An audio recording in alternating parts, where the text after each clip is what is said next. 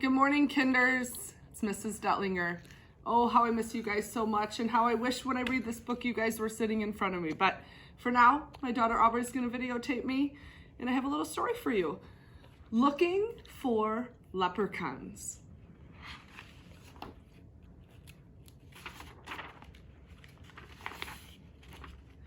Kevin and Devin lived with their grandmother in a little white cottage on the edge of town. They loved their granny and she loved them. But there was something else the brothers loved: mischief. Kevin and Devin were always up to something. They built a tower out of potatoes and turned the scarecrow upside down.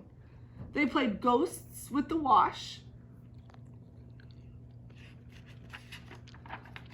They put hats on horses and taught the dogs to sing. And every night they made monkey faces at the dinner table. "Stop that nonsense," their granny said, though she did laugh. One fine morning, Devin and Kevin said, "Let's look for leprechauns." "Why?" said Kevin. "Don't you remember Granny's stories?" said Devin. "A leprechaun has a big pot of gold. If you catch him, it's yours. All you have to do is to make him laugh first." Kevin thought all about the things that he could do with a big pot of gold. "You're right," he told Devin. "Let's look for leprechauns."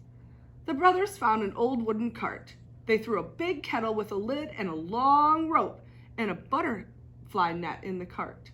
"This stuff will help us catch that leprechaun." "Ready?" asked Devin. "Ready," said Kevin. Kevin pushed the cart, Devin pulled it. When the road dipped down, Devin said, "Let's ride."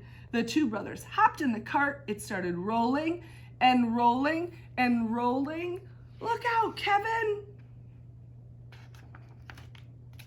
The cart with the kettle, the rope, the butterfly net, and the two boys rolled right under a fence. It rumbled and tumbled right through a field, smack into a tree. The tree shook, the cart tipped over, and Kevin was all tangled up in rope. Devin was caught in the butterfly net. Thunk! Something landed in the kettle. The pot started rattling. "Woof! Let me out! Woof!" Kevin grabbed the lid and held it tight. Devin peeked in. "It's a leprechaun!" he cried. He reached into the pot and pulled it out. The wee little man with his coattails. "We've caught ourselves a leprechaun." "Put me down!" cried the leprechaun. "Can't a leprechaun take a nap without being disrupted?" Devin put the wee little man down on the ground, and the leprechaun was hopping mad. He jumped up and down and he shook his fist. He puffed up his cheeks and his face turned red. "Ha!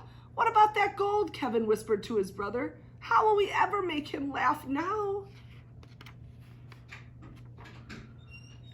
Devin stared at Kevin. The rope hung off Kevin like a long tail, with leaves and branches stuck in it. "You look really silly," he said. Kevin turned and looked at Devin. The butterfly net covered Devin's head and his hair stuck up out through the little holes. "Ha! You should see yourself," Kevin said. The two boys started making monkey faces at each other. They danced around and around making those silly monkey faces. They made sideways monkey faces, upside down monkey faces, and monkey faces between their knees. The leprechaun stopped shaking his fist. His mouth started twitching. His lips began to curl into a great big smile. "Look," said Kevin. "Don't stop," cried Devin. The boys went on making those silly monkey faces. And then it happened.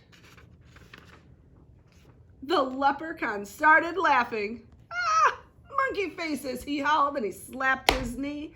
"You made me laugh. Or we made you laugh. Can we have our gold now?" asked Devin. "Please," said Kevin. So the leprechaun led them straight to the pot of gold, and he never stopped laughing the whole time. Kinders, I'll be reading a story to you every day, and I can't wait to see you guys. Take care.